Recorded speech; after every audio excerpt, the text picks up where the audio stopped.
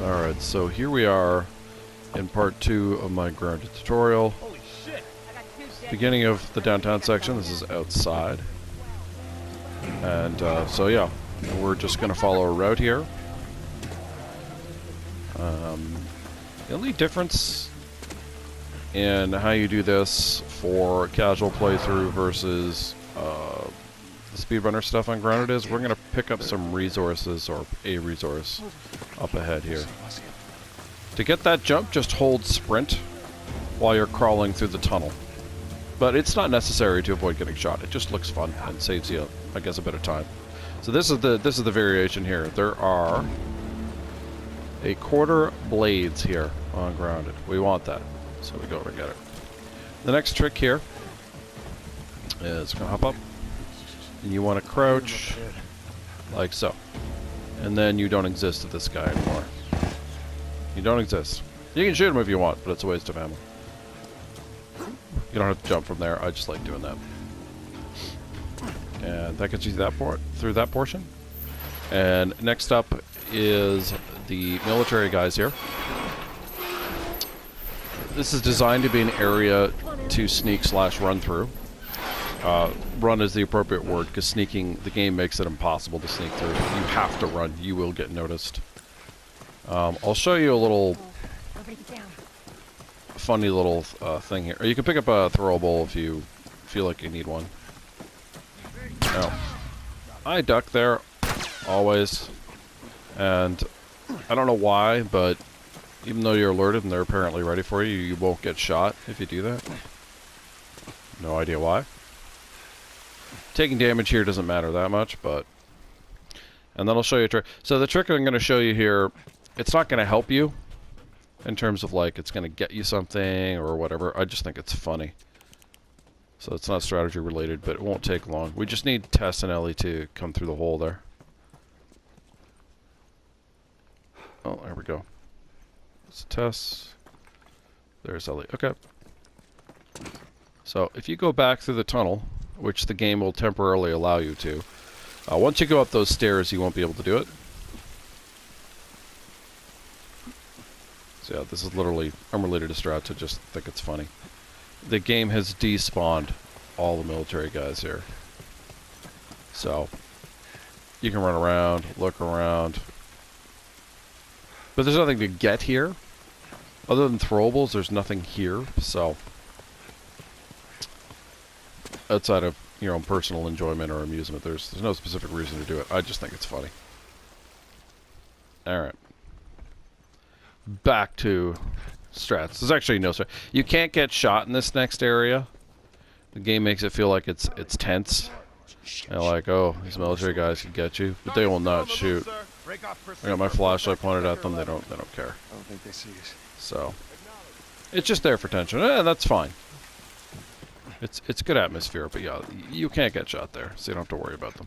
The reason I was crouch walking is it is faster. So quarter blades, parts, Tess in the way, and then we can go. Thankfully, the game lets you sprint through here, which is nice till you get to this point. But yeah, the reason I was crab walking earlier was simply that it is faster to crab walk, or crouch walk, I should say.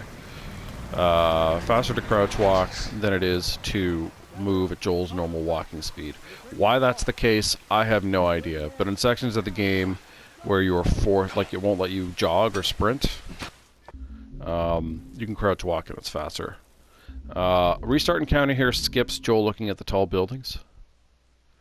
Now again, these... Oh, there we go. I thought we were in a long loading screen for a second. I am playing on PS4, by the way.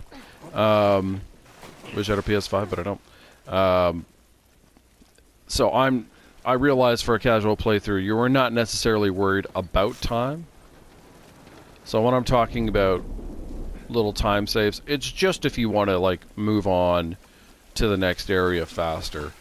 You know, if you're more interested in the combat parts of the game, or, you know, just the games that are a little bit more, less lore building than, and world building and character building than the challenging parts. So what happened here? So, you know, you can take that or leave that.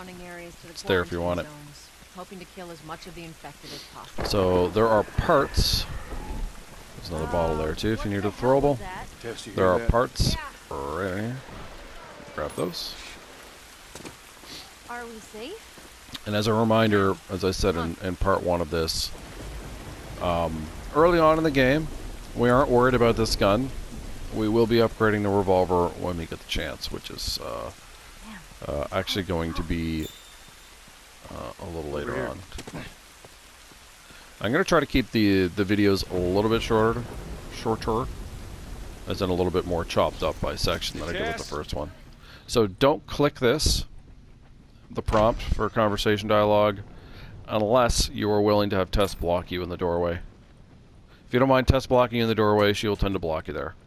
So that's why I skip it. If I'm on plus, I'll hit it because I don't need the parts in that room. God damn it. Clicker. Yeah, you do want those parts. What's wrong with its face? But years of infection will do to you. So what, are they blind? Yeah, we bang our way through here. They see you just So there's nothing in that drawer where the rats are. We do want these pills. Building feels like it's about to Up fall over. apart. Watch your I'm head. gonna go straight over the door. I know there's stuff behind me. There is binding on that desk, but we're gonna get it after. So there's 2 things we're trying to accomplish when we get through this door. You're gonna get a prompt here for the clicker. It is fake. The hitting square there is irrelevant. You take a set amount of damage no matter what, and then Tess kills the clicker. So the moment you have control here, you want to run down the hall. You alright? It's nothing.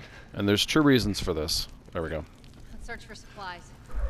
So, well, technically jogging, the game won't let us run. And I hit a wall. You want to go straight over here, hit the prompt. Tess will be teleported to you.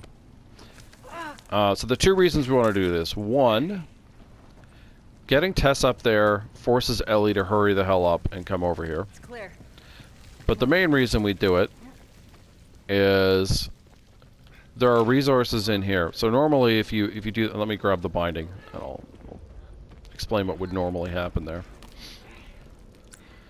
So normally when you finish this encounter, Tess will say, hey, let's look for supplies, and she will come into this room, open this,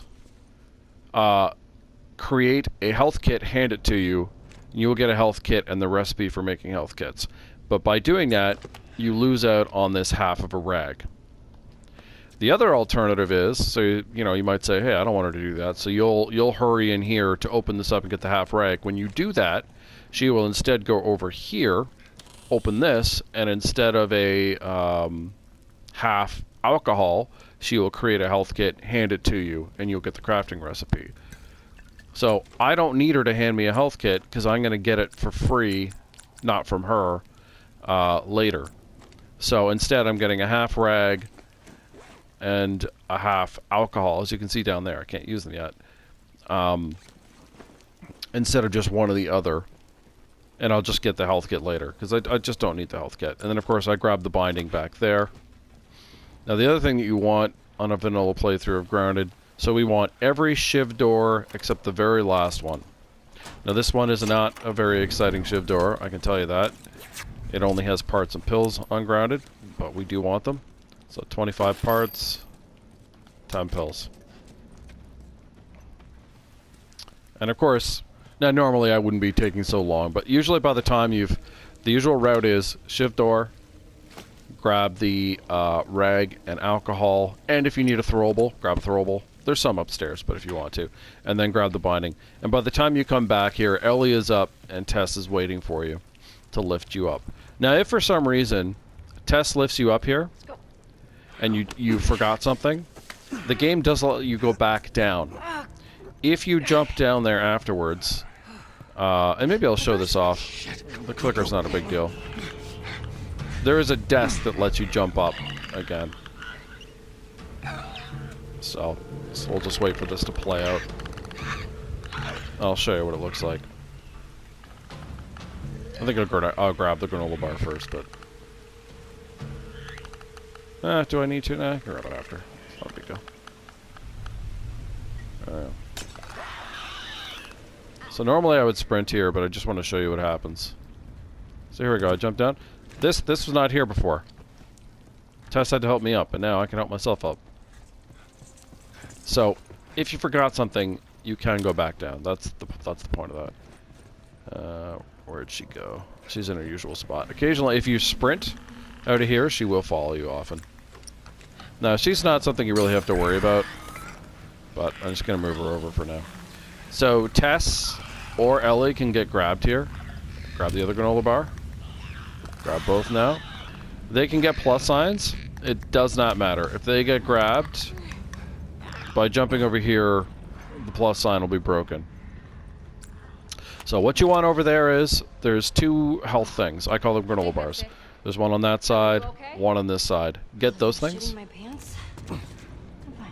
and you're good. On lower difficulties, that's not necessary. You can do it anyway, but it doesn't really matter. Because the game will give you another free health kit. All right. So that if you really need the health, and you shouldn't on those difficulties. But if you do, you're fine. So look over here to start with. Oh no, she set the line anyway. I fucked it up. So the idea is look over there first, and it'll cut off the first chunk of Ellie's dialogue. But we got it anyway because I didn't do it properly. That's okay though. Again, we're not specifically in a rush. It's just if you want to slightly speed things up here. So yeah, when we're coming into the fight, you should have 5.9mm and a throwable and a stick. Come on, Ellie. I think we're not going to use this, but you should have that. And there are throwables there, so it's not the end of the world if you don't have the throwable. Not having this stick, I think, would be very problematic. There's no reason for you to have used it up at this stage unless you fought the soldiers, so you should always have a stick here. So, there is the health kit Tess did not give us. And the thing is, if I pick it up, it's just going to fill in the rag and alcohol there. So I don't need to pick it up yet. I can hold off on that. So let's pick up the revolver.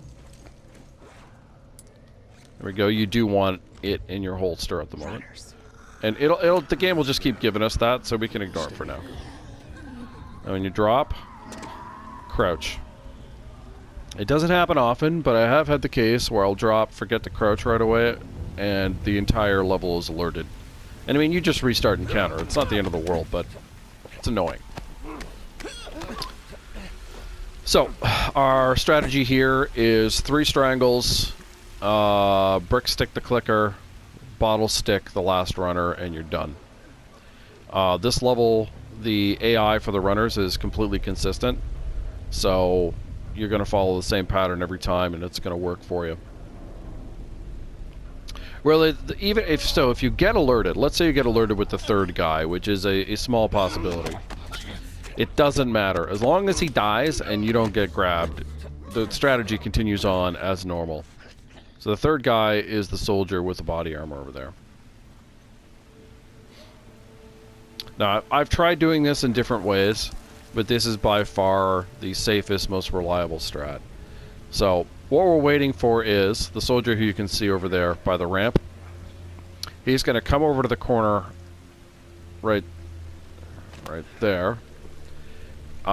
He's going to do a little roar, turn around, he'll look over his shoulder for half a second, and then progress forward. As soon as he stops looking over his shoulder, I'm going to go behind him, strangle him out, and then we go into fight mode.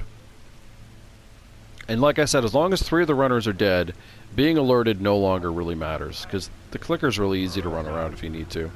It's just the runners who are faster and can see you that you're worried about. So there he looks over his shoulder, now we can go, and we grab him.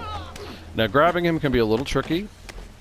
At corners, the game will sometimes break your grab for no reason, because it's Naughty Dog and immersion. Oh, I got up a little fast there. That's okay. Like I said, yeah, I started sprinting a little fast. Where'd he go? See, he lost track of me. Hey, you. Thank you. Alright. Yeah, pretty easy. So yeah, normally you throw, and you have to wait till it hits him and then charge forward. So I actually started charging. So pick this up so you have a fresh stick. Got a throwable. But yeah, like I said, it's no big deal. And yeah, you're done. So the only thing to grab is the stick, a throwable, and the revolver ammo up here. Load your gun. And we're going to pull back. Yeah. Nothing else up here that's exciting.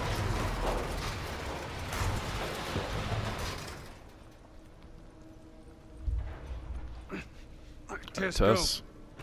All right, hold on.